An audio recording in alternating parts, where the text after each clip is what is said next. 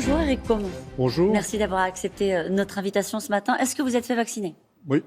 Ça veut dire que c'est un vieux souvenir, toutes les réserves autour de la vaccination. On a l'impression que c'est la ruée sur les vaccins. Après une période, on a expliqué que c'était surtout de la défiance. C'est une bonne nouvelle plutôt Ouais. que ça soit une ruée sur les vaccins, je trouve. Après, bon, on a un problème de stock, mais C'est ça le sujet, c'est le mais stock, c'est pas la plutôt- logistique. Je suis pas bien placé pour pouvoir juger. C'est probablement les deux, mais c'est sûr que s'il y avait une disponibilité de vaccins importante et sans limite, je pense qu'il n'y aurait pas les problèmes qu'on affronte en ce moment. On va pas assez vite pour que le vaccin soit utile dans le fait de contenir cette épidémie? Oui, mais je pense qu'il y a un incontournable, hein. Il faut que les gens se rendent compte que c'est un petit miracle quand même, ce vaccin. Aucun d'entre nous n'aurait parié que le vaccin, on l'ait à disposition au bout d'un an. Un an à peine après l'apparition de l'épidémie, on a le vaccin. C'est quand même un succès extraordinaire.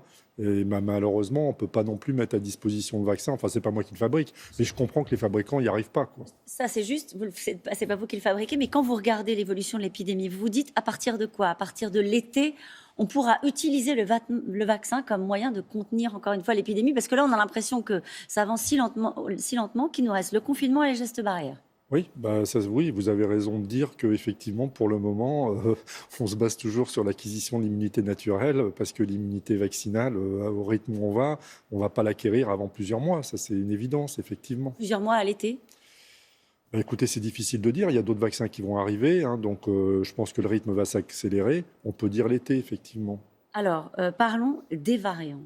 Selon les projections de l'INSERM, le variant anglais sera dominant mi-mars. Est-ce qu'on en fait suffisamment pour éviter une flambée? Je termine la question. Est-ce qu'on est à la veille de vivre ce qui se passe au Royaume-Uni ou en Irlande? C'est tout à fait possible, effectivement, qu'on soit à la veille de ce qui se passe en Irlande et au Royaume-Uni. On aurait dû suivre l'exemple, hein. Je vous rappelle que l'Irlande, comme le Royaume-Uni, a laissé un peu filer l'épidémie pendant plusieurs semaines sans rien faire. Et à un moment, effectivement, quand vous gardez un R0 qui est supérieur à 1, à un moment, effectivement, l'épidémie finit par flamber et on a l'exponentiel qui arrive. Et c'est ce qui va nous arriver en France, très probablement. Parce qu'on laisse trop filer, dites-vous? Oui. Clairement, on pense tous qu'on laisse filer l'épidémie, qu'on n'arrive pas à la contenir correctement. Finalement, ça n'a pas grand-chose à voir avec le variant anglais, ça a juste à voir avec... Parce que le variant anglais, actuellement, c'est 1%, probablement un peu plus de 1%. Mais donc, on ne va pas lui faire porter tous les maux.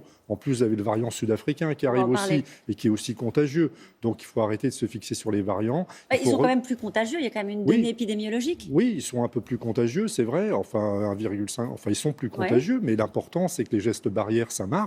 Le vaccin, ça marche. Et donc, voilà, il faut se fier aux gestes barrières, à tester, tracer, isoler, qui est quelque chose dont on ne parle plus du tout. C'est ça, les Alors, fondamentaux. le problème, c'est que vous nous dites, on a le sentiment, je vous assure collectivement, de faire des efforts, hein. On a un couvre-feu sur l'ensemble du territoire à 18h. On a des étudiants qui sont en souffrance par rapport à ces mesures-là. Et vous nous dites, en gros, on n'en fait pas assez. Il nous reste donc l'arme atomique du reconfinement. On n'en fait pas assez sur le plan épidémiologique, hein. Je suis bien au courant des problèmes sociaux et des problèmes économiques. Vous inquiétez pas, malheureusement, j'en perçois toute la mesure et je sais que ça va être catastrophique, malheureusement. Et donc c'est pour ça d'ailleurs que je ne suis pas, disons, un ayatollah du confinement. Mais malheureusement, à un certain stade, c'est la seule arme qui reste, quoi. On y est arrivé à ce stade-là, Éric. J'ai bien peur qu'on y soit, effectivement, parce que après la deuxième vague, on est redescendu à un niveau qui est resté quand même suffisamment haut. Donc, on ne repart pas au même niveau que celui qui était nôtre à la fin du premier confinement. On est à un niveau plus élevé à la fin du deuxième confinement. Et malheureusement, ça va repartir. Comment ça se passe dans les services hospitaliers? Dans les services hospitaliers, ça dépend beaucoup des régions de France. Vous savez, il y a donc moi, je peux pas m'exprimer pour toutes les régions de France. Mais vous voyez les choses changer dans les services? Oui, on voit les choses changer. On voit que le personnel est quand même de plus en plus en souffrance, quand même, de plus en plus en difficulté, parce que, voilà, c'est un peu difficile à dire, mais on en a tous quand même un peu assez, quoi. Est-ce que vous pensez que ces variants peuvent nous renvoyer en quelque sorte à la case départ? C'est un peu l'impression qu'on a. Chaque jour, on découvre un nouveau variant. Alors, vous avez parlé du variant sud-africain. Si on peut s'arrêter un instant là-dessus, on nous dit que c'est un mélange du VIH et du Covid. Non, il ne faut absolument pas dire des choses comme ça. Le variant sud-africain, c'est un peu comme le variant anglais, quoi. Il est plus contagieux, donc il va aussi prendre la place du virus. Mais vous savez, des variants, il y en a depuis le début.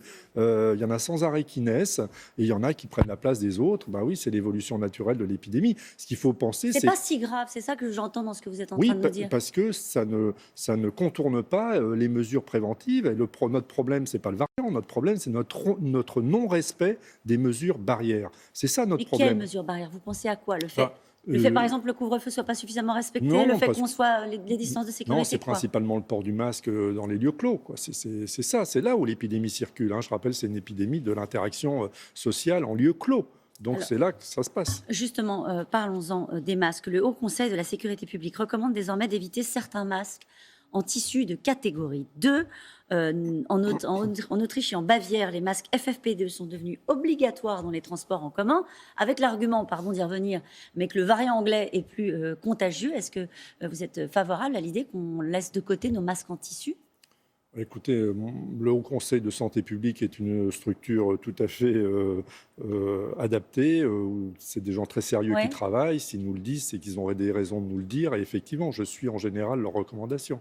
Ça veut dire que les masques qu'on porte au quotidien, encore une fois, on a Ouais. l'impression d'avoir évolué sur le, Les sur le masques sujet. qu'on appelle grand public, vous Oui, voulez c'est dire? ça. Oui, bah, probablement qu'effectivement, en lieu clos, je pense qu'il va plus falloir les porter. À l'extérieur, à mon avis, ça pose aucun problème de porter des masques grand public. Mais dans les lieux clos, il va falloir être prudent, effectivement.